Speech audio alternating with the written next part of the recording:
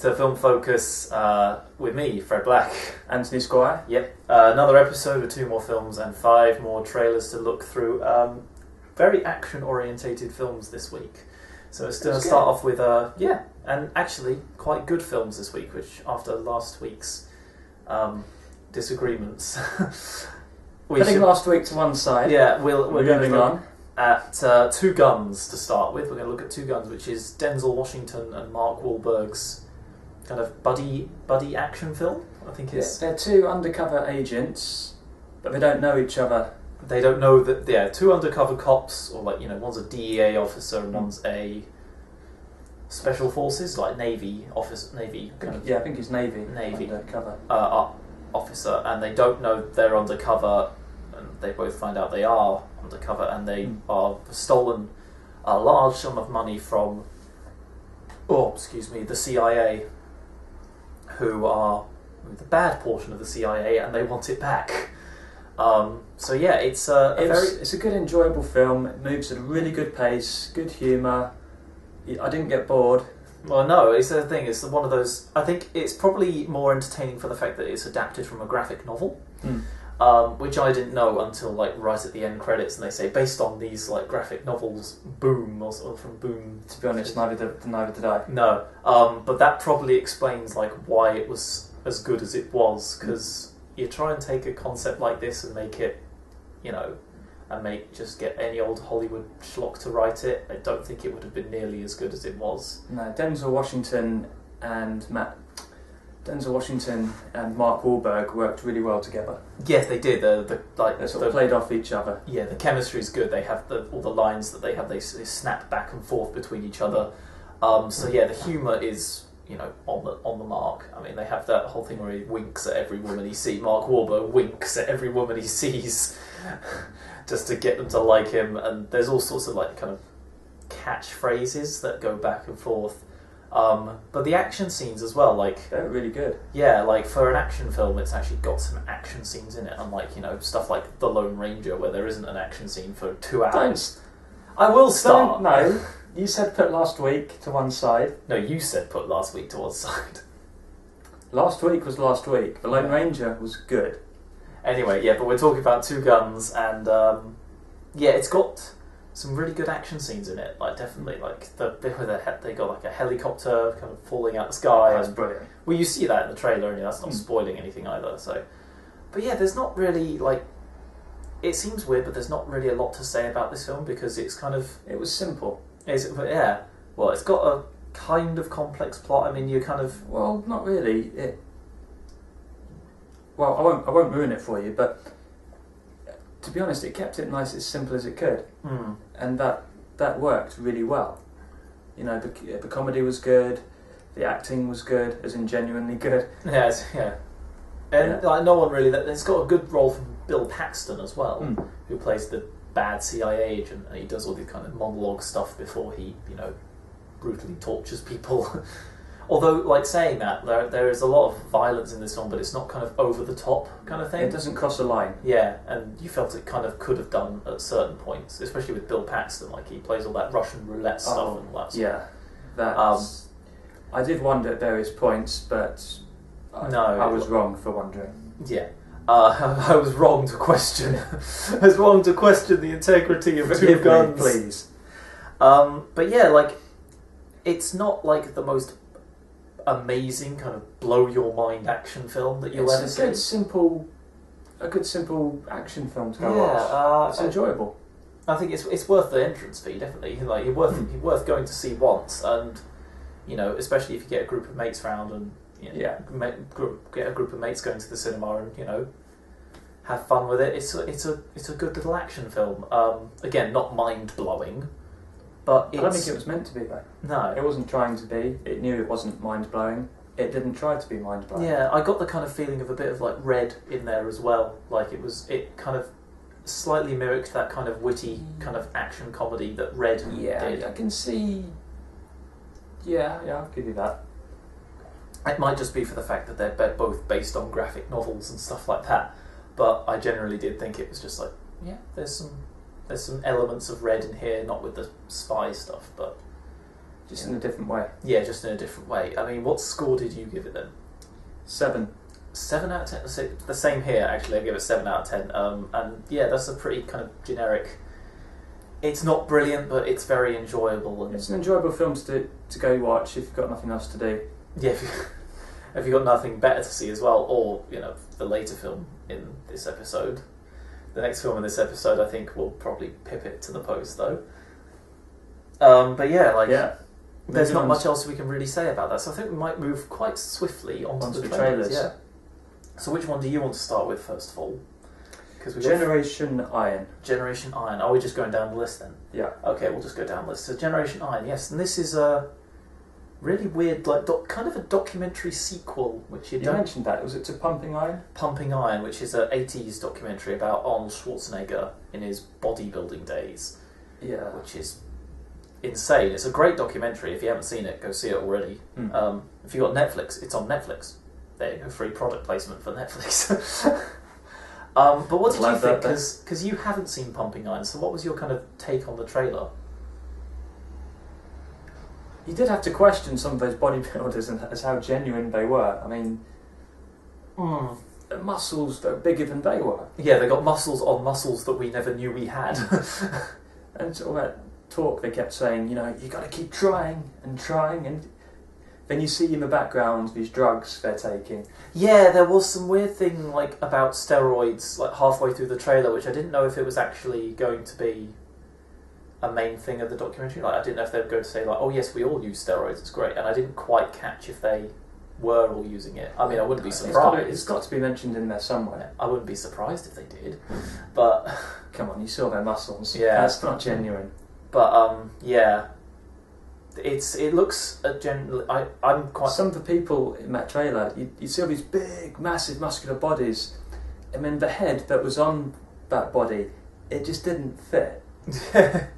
It's like you're taking a shrunken head picture, like one of those Apple It's like film Body Parts. I've seen film Body Parts. No, yeah. Oh, it's like the end of Beetlejuice where he shrinks his head down. It completely wrong, and it just wasn't right. But no, it looks to be an interesting film. I mean, Pumping Iron was very good, and hopefully this kind of follows through and is actually interesting as well. The next trailer we have, what have we got there? Dead Before Dawn. Dead Before Dawn, yes. Christopher Lloyd's in this, which is always a good selling point on any horror movie. This, in short, it's Evil Dead 2 mixed in with Final Destination 2. Again, a good way to sum it up. It's essentially about these college kids who blatantly in their 30s.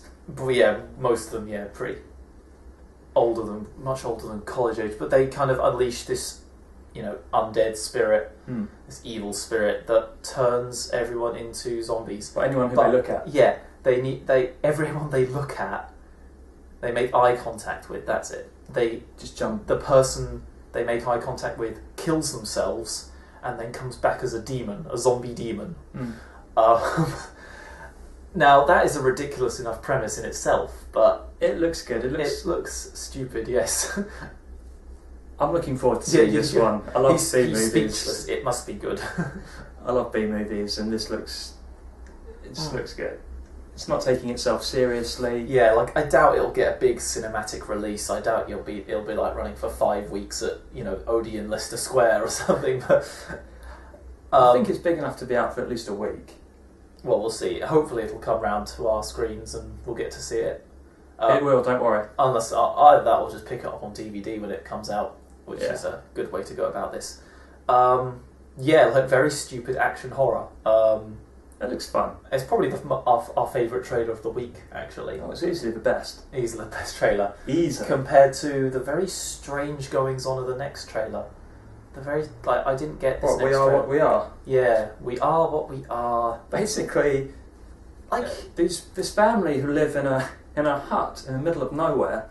The wife dies. They bury her, and the trailer is basically just them cooking up food and body parts washing up. Yeah, I couldn't quite tell if it was meant to be some sort of like vampire film, if there was like meant to be some sort of monster lurking around that they were all afraid of, or whether, you know, there was some evil force or something, or whether it was just like a weird, you know, kind of creepy thriller where there's something bad in the family or something, you know. Because the woman dies at the start of the trailer, and she dies for no apparent reason. Well, no, she dies. She's walking home. She sees a missing poster, And then and then somehow she gets a cut on her face somewhere. yeah, and that like, but there's no like kind of sign of And then attack. She's just dead. Yeah. But it's a very weird trailer. Like, it's a very unsettling atmosphere, and like, I just didn't really know what was going on. Like, It didn't explain itself. It didn't explain. I'm not. which is good. I mean, you don't want it all to be explained within the first, like, you know, first 2 minutes of the trailer. No, but I don't want to go and see a film which is basically someone dying and then the whole film, the family having a meal with a demon in the background. Yeah, and of course you have all these, like, the things during the trailer of all the media going like, "Oh, this is the best horror film in years and the strongest They thing." always say that. And then one of them was just like saves that. its greatest shock till the end. Was one of the genuine quotes from that trailer. I was like, "Oh, great! So it's going to be some big twist ending, is it? Like some Shyamalan." Thanks for not giving it away. Yeah, but it saves its greatest shock for the end. Great twist ending, brilliant. Not really interested anymore. I'm not bothered about this one. No, not particularly. It's But unfortunately, it was one of the better trailers this week. Yeah, there was not a lot to choose from, was there? No. And not a lot of good stuff to choose from either. Like, I think we would have been, you know, if that and Dead Before Dawn weren't there, we would have been really stuck to pick something, wouldn't we? Another documentary. Yeah, all the documentaries. Yeah. But then, Moving on. speaking of that, we did have Generation Iron, which is a documentary. True. Yeah. Anyway, the next one we've got is Ass Backwards. This looks fun. Ass Backwards. Yeah, it's Basically, two middle-aged women are invited back to, was it 50th? 50th anniversary of a beauty pageant. And yeah, they're obviously completely clueless about life in general, so hilarity ensues as they try to get where they're going. Because is the joke meant to be that they're a couple of strip artists or something? There were a few scenes like that in the film, but I don't think that's what they're meant to be. I think they competed in a beauty pageant when they were children, and now they're just kind of, you know, really kind of boring jobs, like kind of low life jobs, and yeah, they've not made anything of themselves, which is what that woman. They talked to a woman at the start of the film, at the start of the trailer. Sorry, yeah, and then she's just like, it's nice to know you're not embarrassed about what you do. I was like, oh, that's a burn. Yeah, you can see the looks on their faces. Yeah, well, they didn't realise that, did they? That's the thing. They're meant to be kind of like Dumb and Dumber-esque characters. They don't realise anything. No, they did pick up. Oh, did that? Oh, obviously, we were watching different trailers. Putting that to one side. Yeah, but it looks like an enjoyable comedy. Hopefully, it doesn't divulge into the usual kind of, you know, tired and tried and tested jokes that just bore the pants off me every single time. You know. Hopefully, it's got some original stuff in there. I hope so. Yeah. Do you want to talk about the last trailer then? The very, very bizarre. Child of God, I liked this trailer. It basically was just some bloke, a camera moving around a bloke, and him just staring at the camera, pulling faces. Yeah, it's by Cormac McCarthy, who did like No Country for Old Men, and she did the story for Ridley Scott's The Counsellor, which comes out later this year. So it's obviously going to be very kind of, you know, surreal and a bit twisted, but I have no idea what it's about at the moment. I like that trailer because it kept me wondering, you know, what is this film about? I want to see it when it comes out. I'm just curiosity. It was like that Bad Robot trailer we saw last week, you know, The Stranger. Oh yeah. With that guy who had his lips sewn up, and all that was a guy along a beach, and then you saw his face. Yeah. And that's all the trailer was. It's very similar to that in that respect. And yeah, like there's not much going on in the trailer, but it was good. It was just weird. really nice and simple, but it keeps you wondering. Yeah. Well, I think that kind of wraps that up. We're zooming through this show this week, aren't we? We kind of streamlined the episode somewhat. Don't worry, we've still got But time. actually, I really do want to get onto the last film and talk about this because I really did like Elysium, which is Neil Blomkamp's follow-up to District 9. It's not really related to District 9 in any way. You do see the similarities, but... Yeah, that's the thing, like, if you like the kind of visual style and like the kind of how he made the world and, you know, of District 9, then it's very similar in that respect, isn't it? You know, all the ship design is kind of a bit off. It's a bit off. It's not kind of, they're not all sleek, futuristic space cruisers. They're kind There's of... a lot of they're realism made, in there. Yeah, they're made for, like, function more than, you know, just to look cool. But yeah, it's like Neil Blomkamp has made, it's like, hang on, let's start this again.